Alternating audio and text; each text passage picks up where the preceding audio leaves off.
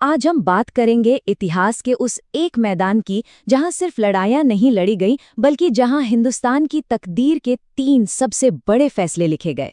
जी हाँ, ये कहानी है पानीपत की, एक ऐसी जगह जहां 3 महायुद्धों ने बड़े बड़े साम्राज्यों को बनाया, मिटाया और भारत के भविष्य की दिशा ही हमेशा के लिए बदल कर रख दी। लेकिन यहाँ एक बड़ा सवाल उठता है, आखिर पानीपत ही क्यों? मतलब ऐसी क्या खास बात थी इस जमीन में कि इतिहास के सबसे बड़े सूरमा अपनी किस्मत का फैसला करने के लिए बार बार यहीं पहुंचे? चलिए इस दिलचस्प सवाल की तह तक चलते हैं। तो इसका सबसे बड़ा जवाब छिपा है इसके भूगोल में। देखिए, पानीपत दिल्ली के बेहद करीब है और दिल्ली सदियों से हिंदुस्तान की सत्ता का केंद्र रही है। तो जो कोई भी दिल्ली के तख्त पर नजर रखता था, उसे पानीपत के मैदान से गुजरना ही पड़ता था। ऊपर से ये एक खुला समतल मैदान था, बड़ी बड़ी फौजों के लिए अपनी पूरी ताकत दिखाने की एक परफेक्ट जगह। तो चलिए अब सीधे चलते हैं पहली और शायद सबसे निर्णायक लड़ाई पर। साल था 1526। दिल्ली सल्तनत का सूरज कह सकते हैं कि अब डूब रहा था। सुल्तान इब्राहिम लोधी एक सख्त शासक था और उसके अपने ही लोग उससे खुश नहीं थे। और इसी सियासी उथल-पुथल के बीच काबुल से एक नया, बहुत ही महत्वाकांक्षी शासक हिंदुस्तान की तरफ बढ़ रहा था, ज़हीरुद्दीन मोहम्मद बाबर। अब जरा इन आंकड़ों पर गौर कीजिए, ये सच में हैरान करने वाले हैं। एक तरफ इब्राहिम लोधी की करीब 1 लाख सैनिकों और 1000 हाथियों वाली विशाल सेना, और दूसरी तरफ बाबर के साथ महज 15,000 सिपाही। मतलब कागज पर तो ये लड़ाई शुरू होने से पहले ही खत्म लग रही थी, है कि नहीं? लेकिन बाबर की तरकश में एक ऐसा तीर था जो लोधी के पास नहीं था। असल में ये जंग थी ताकत और तकनीकी, संख्याबल और नई रणनीति के बीच की एक जबरदस्त टक्कर। लोधी को अपनी विशाल सेना और हाथियों के खौफ पर पूरा भरोसा था। वहीं बाबर मध्य एशिया से जंग की वो तकनीकें लेकर आया था जिन्हें हिंदुस्तान ने पहले कभी नहीं देखा था। और यही थी बाबर की सबसे घातक चाल, तुलुगमा। जैसा कि आप देख सकते हैं, ये एक बहुत ही चतुर रणनीति थी। इसमें बाबर अपनी छोटी सेना को कई हिस्सों में बांट देता था। एक हिस्सा सामने से हमला करता, जबकि बाकी 2 हिस्से तेजी से घूमकर दुश्मन की सेना को किनारों और पीछे से घेर लेते थे। इससे पहले कि लोधी की भारी भरकम सेना संभल पाती, वो चारों तरफ से घिरकर बुरी तरह फंस जाती थी। लेकिन जीत सिर्फ तुलुगमा से नहीं मिली। बाबर ने अराबा विधि का भी इस्तेमाल किया, जिसमें बैलगाड़ियों की एक लाइन के पीछे तोपों को छिपा दिया जाता था। और भारत के लिए तोपों और बारूद का ऐसा संगठित इस्तेमाल एकदम नया था। जब तोपें गरजी तो उनकी आवाज से ही लोधी के हाथी बिदक गए और अपनी ही सेना को कुचलने लगे। ये रणनीति, तकनीक और नेतृत्व का एक ऐसा जबरदस्त संगम था जिसका लोधी के पास कोई जवाब ही नहीं था।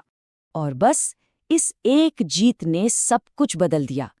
इब्राहिम लोधी मैदान में मारा गया, दिल्ली सल्तनत का खात्मा हो गया और बाबर के इस एक वाक़ये ने ऐलान कर दिया कि हिंदुस्तान में एक नए युग यानी मुगल साम्राज्य की नींव रखी जा चुकी है।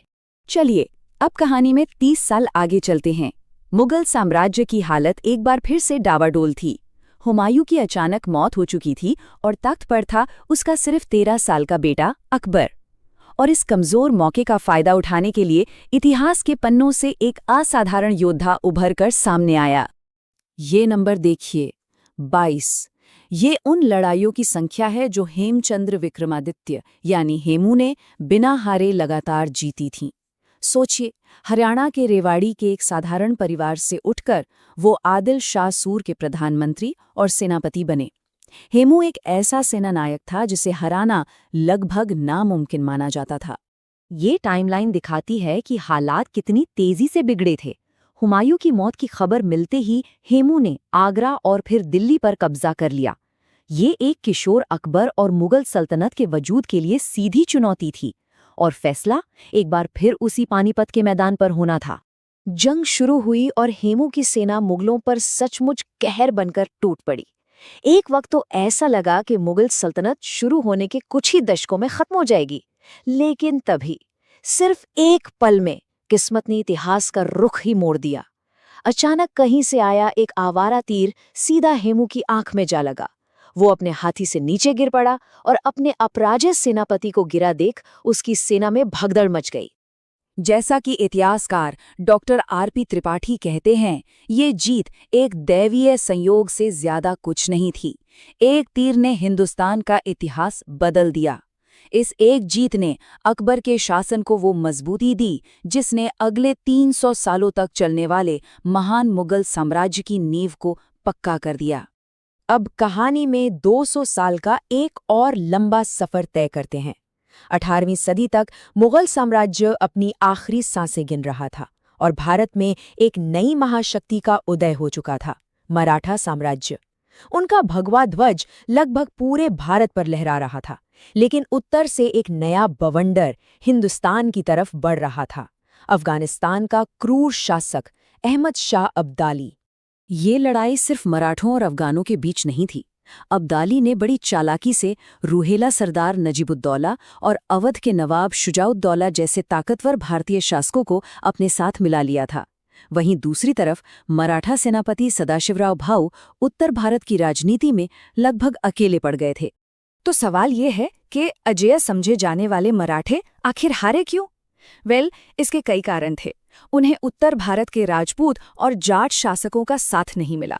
अब्दाली ने उनकी रसद यानी खाने पीने की सप्लाई लाइन ही काट दी, जिससे मराठा सेना कई दिनों तक भूखी रही। और सबसे बड़ी बात, मराठे जो अपनी छापामार गिरिल्ला युद्ध नीति के माहिर थे, उन्हें पानीपत के खुले मैदान में आमने सामने की विनाशकारी लड़ाई लड़नी पड़ी, जो उनका स्टाइल था ही नहीं। इस जंग का नतीजा बहुत ही भयानक था। एक अनुमान के मुताबिक लड़ाई के दौरान और उसके बाद लगभग 1 लाख मराठा सैनिक और उनके साथ आए आम लोग मारे गए। ये मराठा शक्ति पर एक ऐसा गहरा जख्म था जो शायद कभी नहीं भर पाया। इस एक हार ने पूरे भारत पर एक मराठा साम्राज्य बनाने के उनके सपने को चकनाचूर कर दिया, लेकिन इसका असर इससे भी कहीं ज्यादा गहरा था। इस लड़ाई ने भारत में एक शक्ति का शून्य, एक पावर वैक्यूम बना दिया, और यही वो खाली जगह थी जिसे भरने के लिए एक तीसरी ताकत यानी ब्रिटिश ईस्ट इंडिया कंपनी को मौका मिल गया।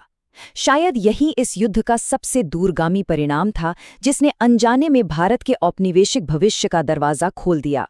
तो हमने देखा कि कैसे पानीपत का ये मैदान सिर्फ एक रणभूमि नहीं, बल्कि भारतीय इतिहास का एक ऐसा मंच था जहां 3 बार तकदीर के सबसे बड़े फैसले लिखे गए। इन 3 महायुद्धों के नतीजों को याद रखने का ये एक बहुत ही आसान तरीका है। तो याद रखिए, पहला युद्ध बाबर आया, मुगल लाया। दूसरा युद्ध हेमू हारा, अकबर निखरा। और तीसरा और सबसे विनाशकारी युद्ध मराठा टूटे, भारत झुका। और आखिर में एक सवाल सबके लिए छोड़ जाते हैं, क्या पानीपत की भौगोलिक स्थिति ही उसके भाग्य का कारण थी, जो बार बार इतिहास को अपनी ओर खींच लाती थी, या ये सब सिर्फ एक संयोग था? इस पर जरूर सोचिएगा।